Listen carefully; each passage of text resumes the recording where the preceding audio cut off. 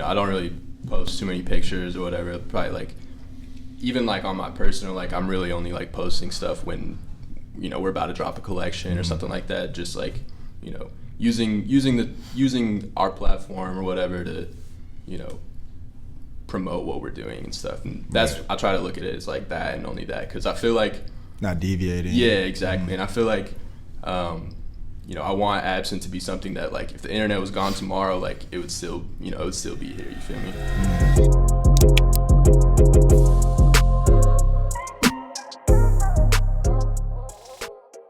What's up, everybody? Welcome to our 8th episode of Carton Conversations, presented by BODYARMOR. I'm your host, JB. And I'm your co-host, Elliot. Today we have a very special guest on the show. His clothing line, Asst, has gained a ridiculous amount of traction in just a few short years. We've been fortunate enough to get to know this guy on a super personal level, and we've really been impressed at his knowledge in the fashion industry and just understanding of how to move in this game. So without further ado, everyone give a warm welcome to Parker Epsom.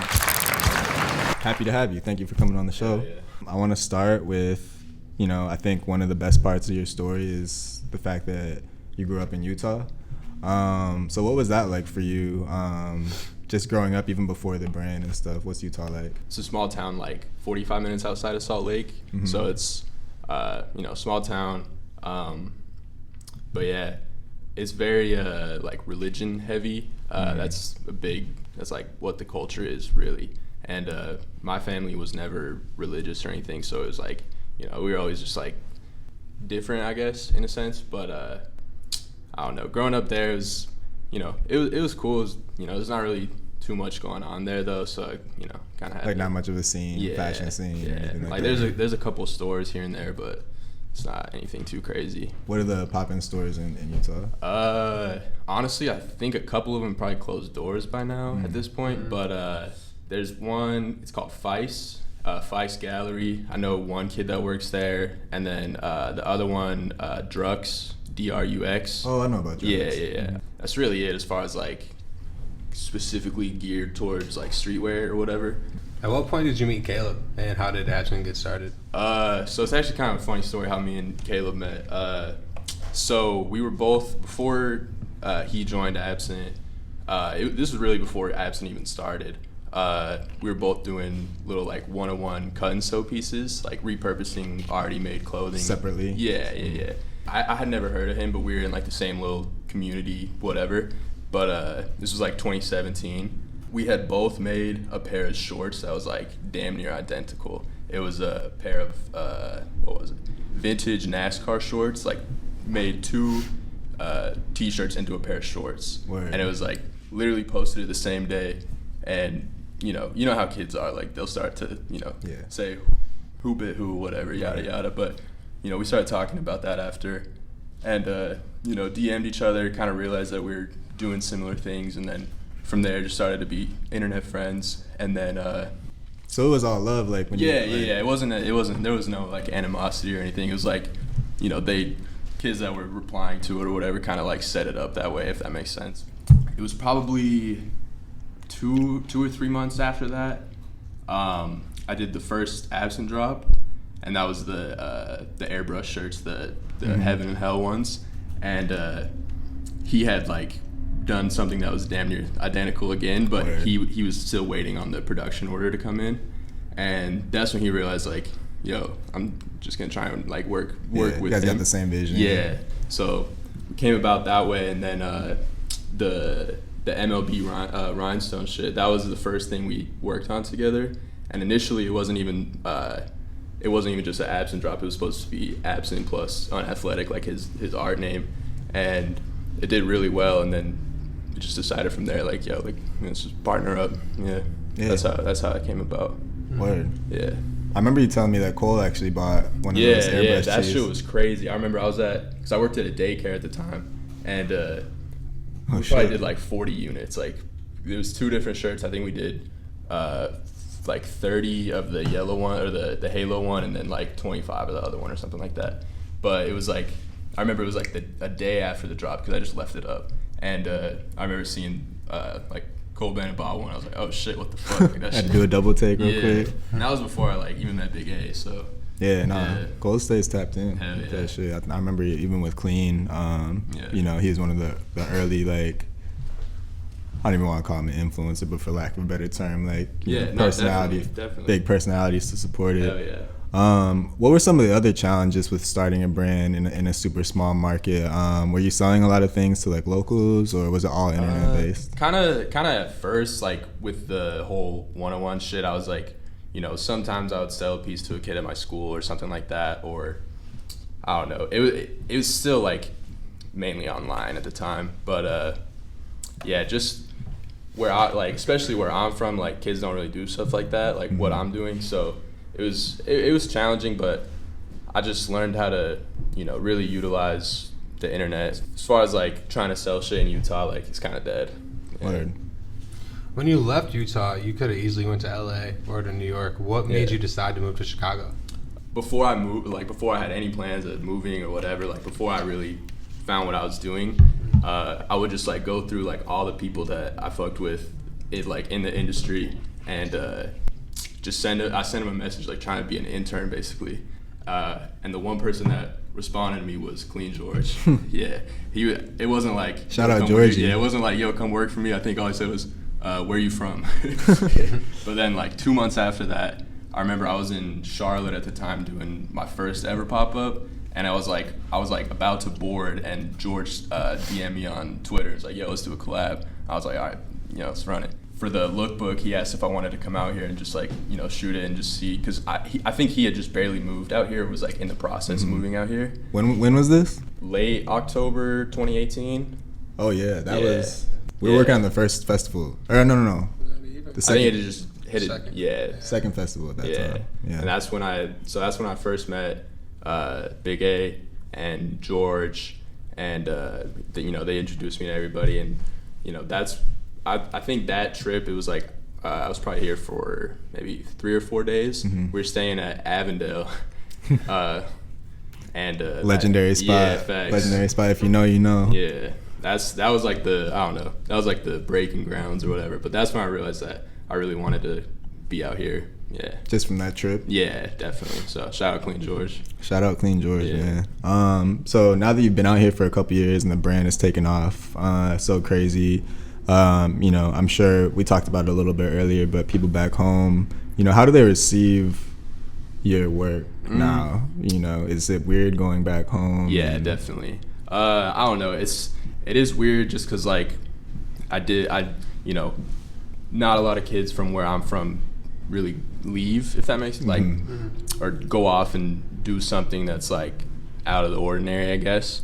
But it's definitely weird just even like going home to my mom's and like going to the grocery store or something. Like, I don't know, one time this kid didn't even come up to me, he just like took a picture of me and then like tagged me, and I was like, I don't know, it's weird. But and so like even people knowing how to move, like, yeah, you know what I'm saying. But as far as like the way that certain people that I know like are from Utah and are Mormon, that they perceive the way that, you know, we do our designs, is sometimes they don't like it, but you know, can't really care too much about it. No, you definitely can't hold yourself back, just you know, from outside perception. And I know, like, I'm from a small town too, and like it's tough being operating in a small town, even with the internet, because like the scenery around you affects it so much, right? Like there's nobody you can hit up and be like, yo, do you want to do these designs together? Like if they're doing graphic design for like a restaurant or something, and it's like if there's no scene,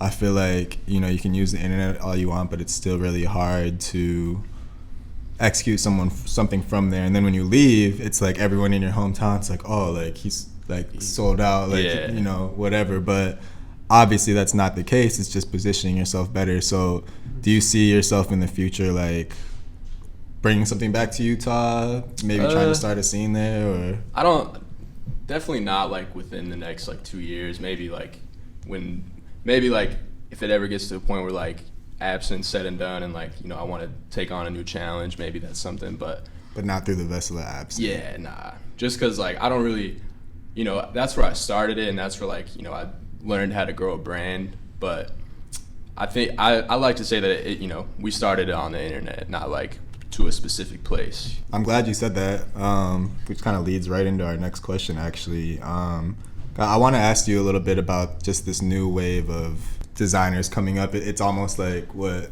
and I don't really like this term either, but for lack of a better one, it's like what the SoundCloud era was in rap, right? Like kids being completely independent, DIY approach. Yeah.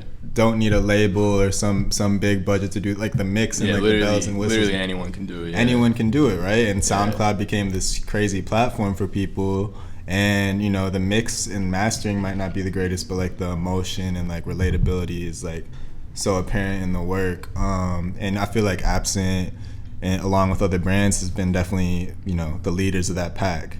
Thank you. That means a lot, man. Thank you. Yeah, no, of course. I mean, it's true. And so I guess I'm just wondering, like, is that something you're conscious of now that like the brand is where it's at, to kind of carry that on or progress it, or is it kind of just something like you take day by day, you're doing your own thing, and it just happens to be that?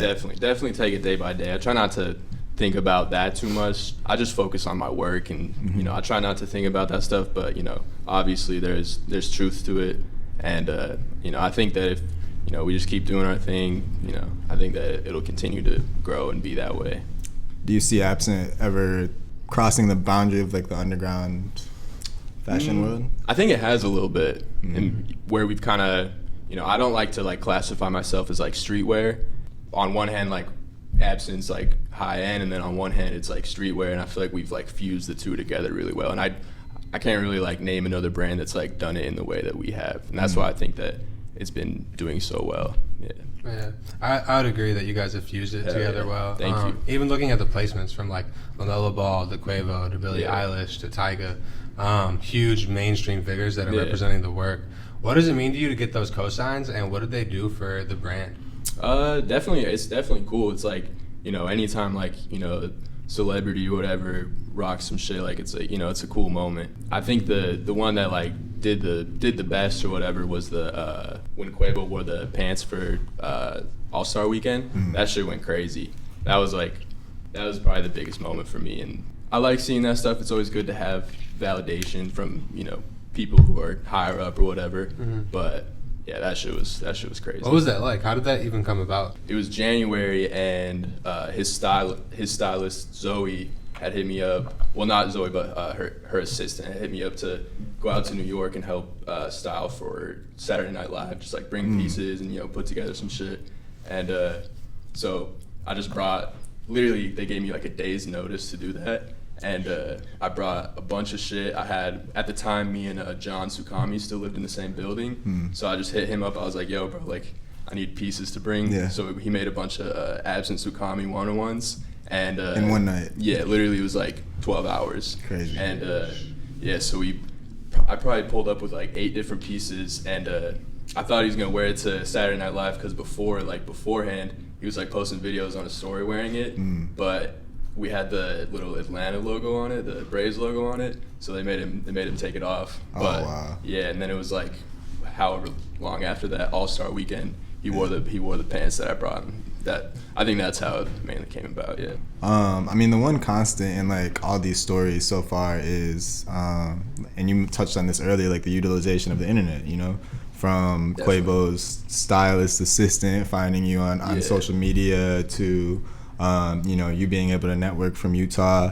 And I want to bring up the point about mastering social media and understanding the difference between like utilizing it as a tool and becoming trapped within it, because I feel like a lot of kids, like, you know, they look at it and they're like, okay, I need this as part of my business, right? Which it's true. It's true to an extent. Yeah, but then like you get lost in all the bullshit on there, right? So for kids watching, you know, what do you have to say to that? For the most part, I'm pretty quiet on social media. Just like, you know, I don't really post too many pictures or whatever. Probably like, even like on my personal, like I'm really only like posting stuff when, you know, we're about to drop a collection or something like that. Just like, you know, using our platform or whatever to, you know, promote what we're doing and stuff. And that's I try to look at it as like that and only that, because I feel like not deviating. Yeah, exactly. And I feel like, you know, I want Absent to be something that, like, if the internet was gone tomorrow, like, it would still be here. You feel me? So So both publicly and behind the scenes, you have like a really good understanding of what it means to think outside the box. Appreciate that. Being able to look at the like traditional way of doing things and figuring out an alternative route that fits your strengths. How has that mindset helped you elevate Asst and yourself as a creative? I think, like when me and Caleb work on stuff, I think it's good that, we're independent and, we don't have anyone telling us what to do. And, the whole time that we've been doing Asst, we've just been doing like whatever we want to do. Obviously we take inspiration from certain things, but, I don't think that the way we run Asst is very traditional. And, I think that our kind of, what do you call it, like fuck you mentality or whatever, I think that that's what's really got us to where we are today. And, we're not really, we're not afraid to like tackle any concept and, do our own spin on it. Yeah. And I think that's like what gets you the respect from like some of the older generation of like streetwear brands. Like I think you watch a lot of these interviews with like a Bobby Hundreds or like I know what you're saying. It's some like the Fairfax days, whatever. Like they're always like, what was the attitude about streetwear? They kind of see their younger selves. Exactly. That makes sense. Yeah. So I think that bodes really well for you in that regard. And I think a great example of just thinking outside the box and taking routes that people might not expect is like the story about the rhinestone hoodie. It was a piece that really put the brand on the map.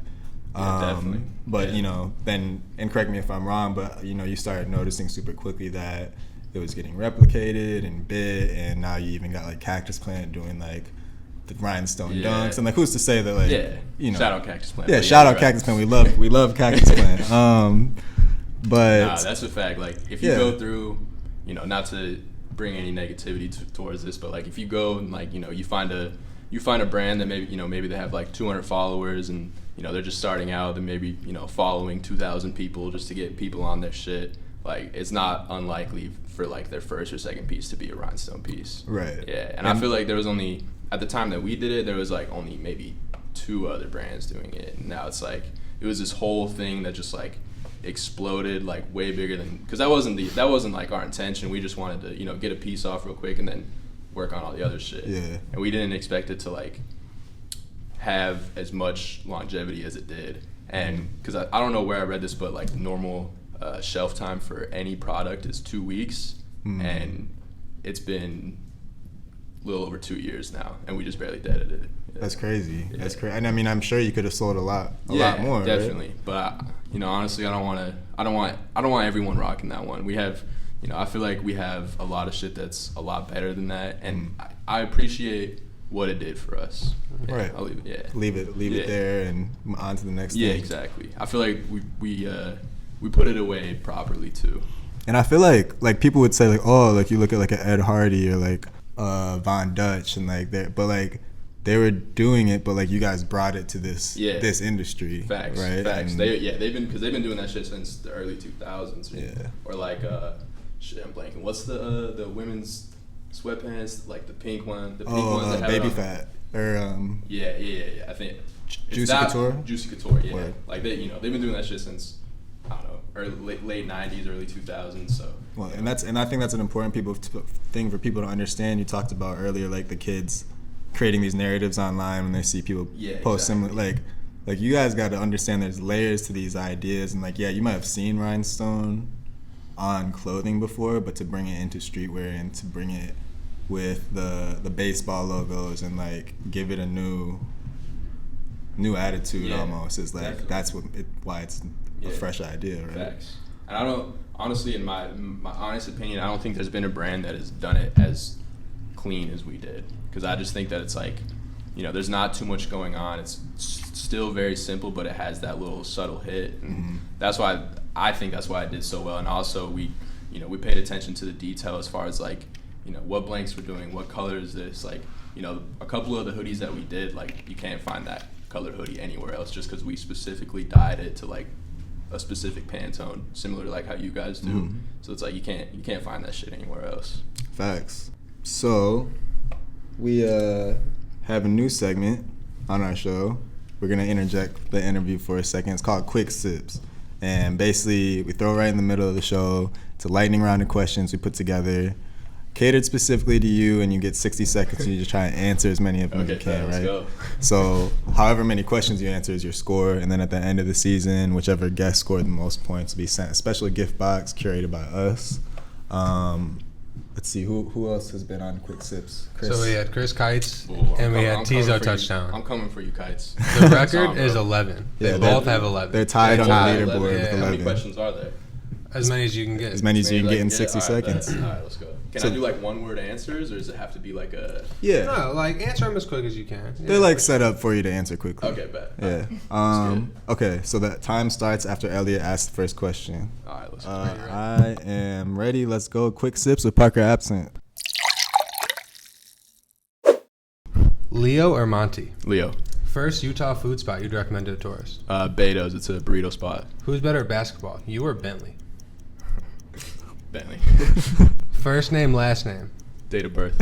Favorite thing about living in Chicago? The community and you guys. What's your favorite song currently? First name, last name, date of birth. Favorite cartoon character all time? Stewie Griffin. Best clothing boutique in Chicago? Sovereign or Boneyard. Have you ever dressed up as a clown for a music video? Can I answer this one? Yeah. Yeah. You'll see soon. What was your secret to success in the Lyrical Lemonade basketball tournament? You.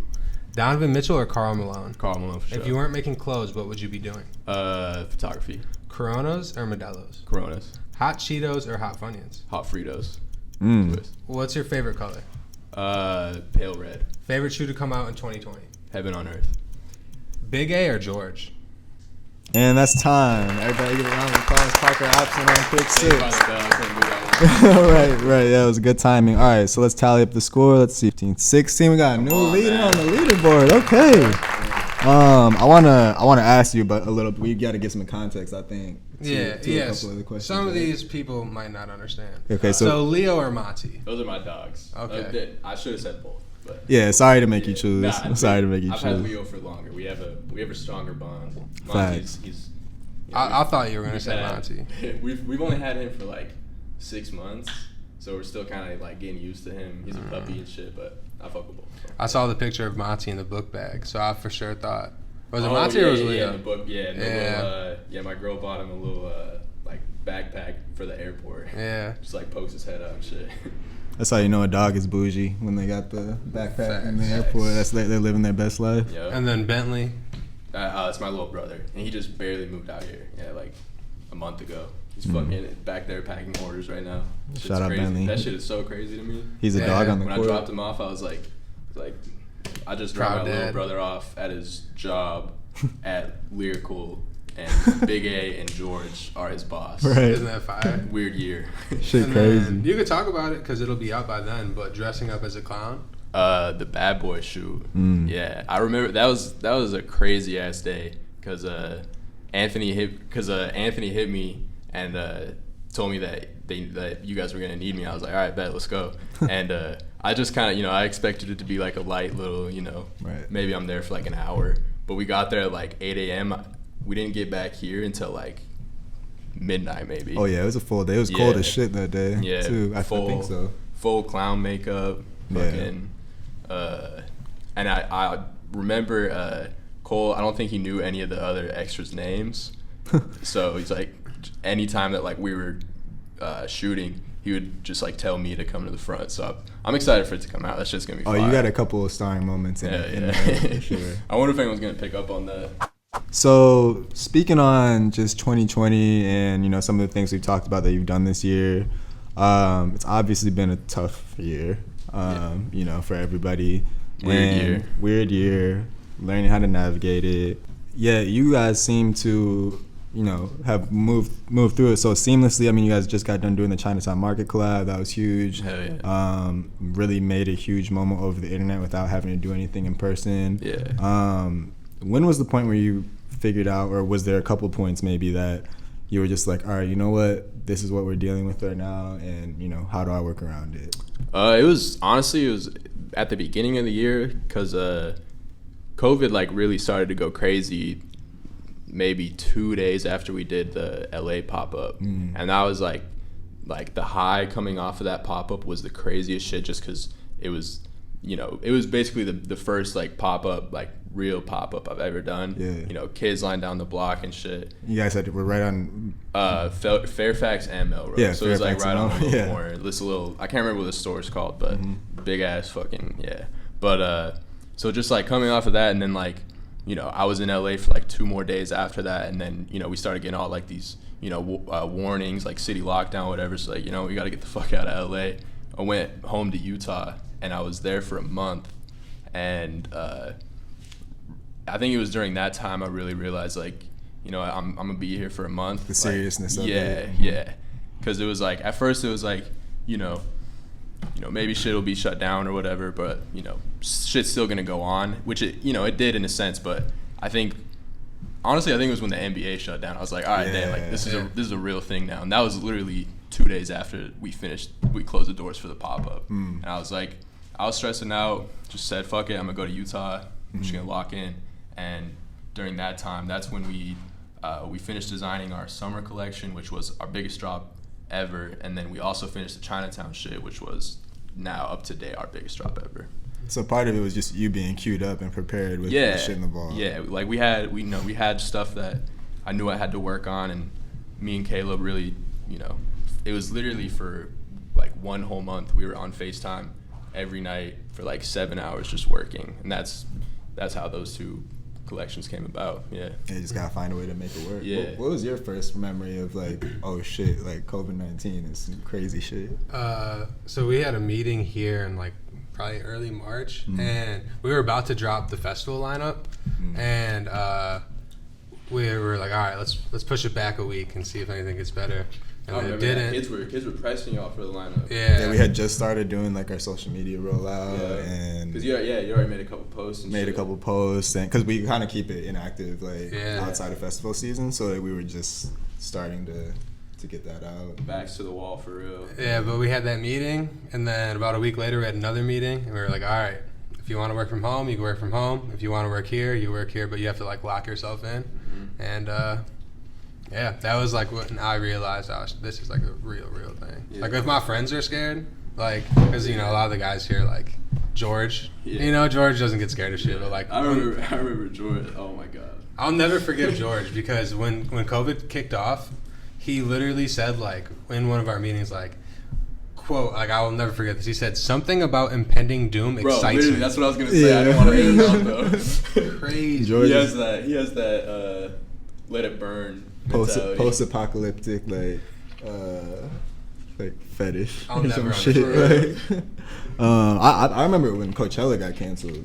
It was that was like the first. I was like, damn, they canceled Coachella, and then they canceled South by Southwest. We were planning our South by Southwest too. They canceled that. Yeah. Rolling Loud went on sale that same week, and we were like, like maybe this isn't so bad. Like, you know, they're moving on, and then like, as soon as, you know, festival after festival and event after event, NBA. It was literally all within like the same like. Yeah, it was like a snowball effect, and it's crazy. Like that feels like 5 years ago. Yeah, real, bro. It was 9 months ago probably. Do you have any advice for someone that's out there who's starting a brand of their own? My best advice would be to make what you want to make and not what you think will sell.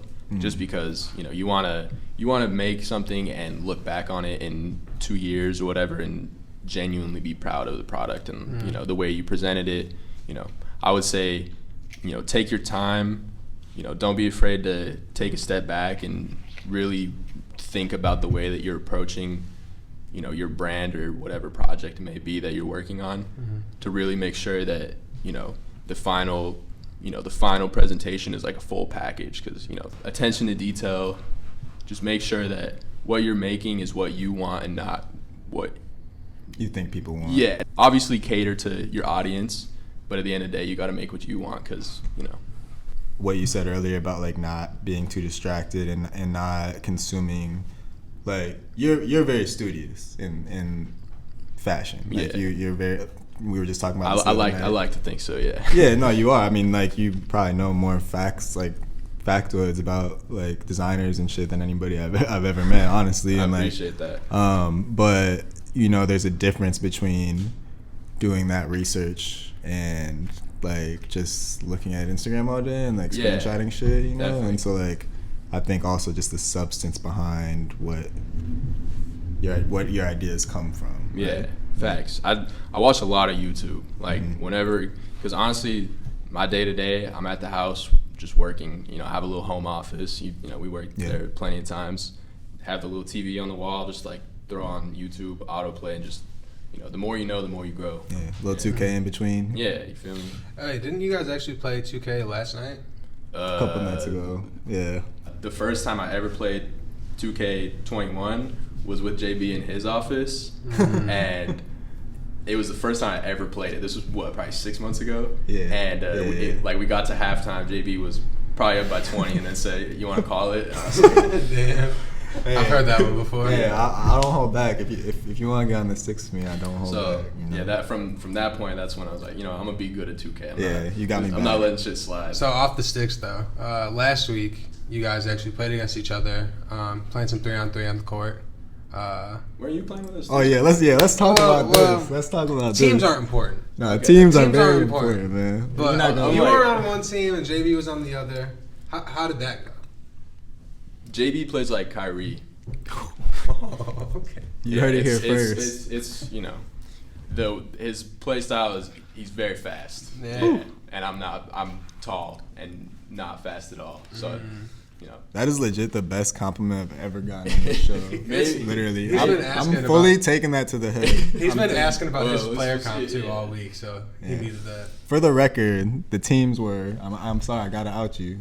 Elliot, Parker, and We switched it up a couple times. or we did. once. We switched it up once. Wyatt, for those of you guys who don't know, Wyatt is one of our coworkers. Ah, He's shit. Shout out Wyatt, bro. Shout out Wyatt. First person besides George I met in Chicago. I didn't know that. Tommy and Wyatt. Because I stayed at Avondale, yeah. Facts. I was meaning to say that, yeah. Facts. No, Wyatt and Tommy are two great guys. Like if you if you're moving to a city for the first time, And that's your introduction. Like, you're gonna have a good time. knowing what I Yeah. know now about them, like, Exactly.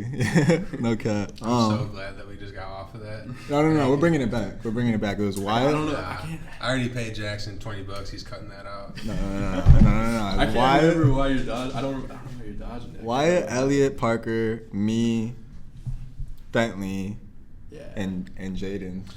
We found out the other night that Bentley is a dog.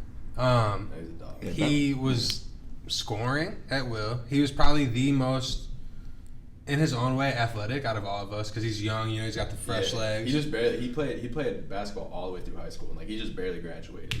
Oh yeah, so he's in game He's like- shape. yeah, he's Like, he like- could go run a full game right now. Facts. Yeah. Yeah, definitely. And then teaming that up with JB, and then Jaden's just a Wyatt. ball of energy. You know, Jaden's getting the- rebounds, all he's that. the fucking worm down there. Oh, In yeah. the- Yeah. That's a Paint. good. That's a good word. He's the worm. Yeah. Yeah. Gets boards. You know, shot. You know, he'll hit a few. You feel me? But Yeah, he'll let open that. I had on, to- on defense, he's good. He's really Good at defender, good defense. rebounder, athletic. Yeah. On off- He's a good third man. When I was Yeah. guarding him, I let him shoot because I kind of had to double team help Wyatt guard JB because that was going bad. But Oh yeah. Yeah. Say it again. Wyatt cannot guard JB. Thank you. He knows it. And we're actually going to play after this, so we'll see how that we're gonna goes have tonight. It's redemption season. Yeah. It's redemption season. Well, on that note, I think we're about to start. We're about to lace up, Yeah. right? Gotta get some shorts on. Get some shorts on, get the hoop shoes on, get on the parquet. Thank you guys. Well, first of all, thank you. For, Hell yeah. once Thank you for again. having me, man. It was Long a time coming. It was a long time coming. Yeah. Yeah. It was our absolute pleasure.